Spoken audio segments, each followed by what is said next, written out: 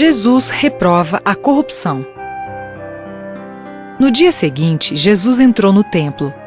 3 anos antes, ele havia encontrado homens vendendo e comprando no átrio externo e os havia repreendido e expulsado. Agora, ao retornar, encontrou o mesmo comércio ali. O átrio estava cheio de bois, ovelhas e aves que eram vendidos aos que desejavam oferecer sacrifícios por seus pecados.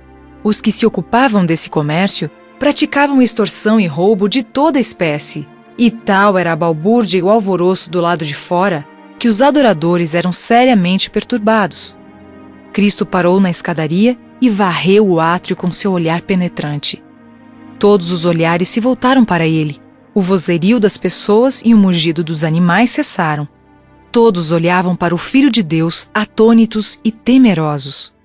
Naquele instante, a divindade irrompeu através da humanidade e deu a Jesus um poder e glória que jamais se manifestara nele antes. O silêncio tornou-se quase insuportável. Finalmente ele disse em voz clara e com tal poder que sacudiu as pessoas como uma violenta tempestade: Está escrito: a minha casa será casa de oração, mas vós a transformastes em covil de salteadores. Lucas 19, 46.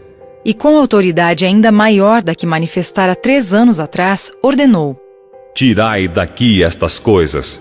João 2,16.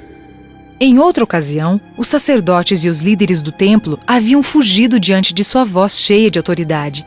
Depois, se sentiram envergonhados de seu temor e decidiram que não mais recuariam daquele jeito.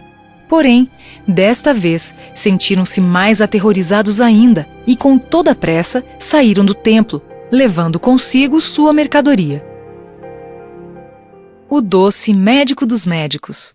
Logo em seguida, o átrio ficou repleto de enfermos que eram trazidos a Jesus para ser curados.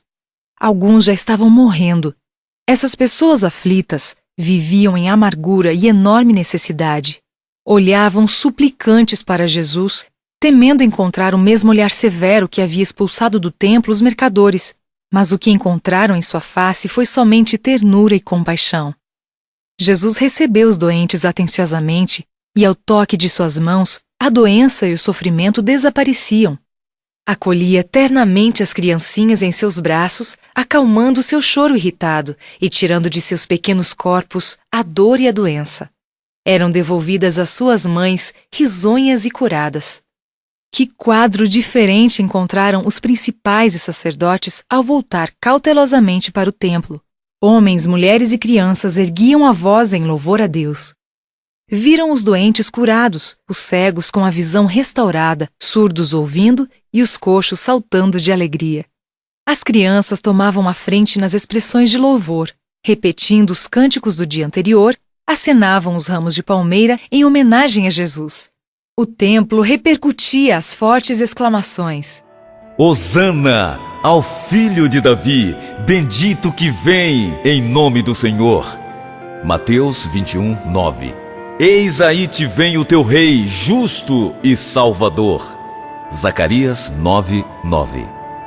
Os líderes tentavam silenciar os gritos de alegria das crianças, mas elas não podiam se calar, pois todos estavam possuídos de uma incontida felicidade pelas maravilhosas obras que Jesus realizara entre eles.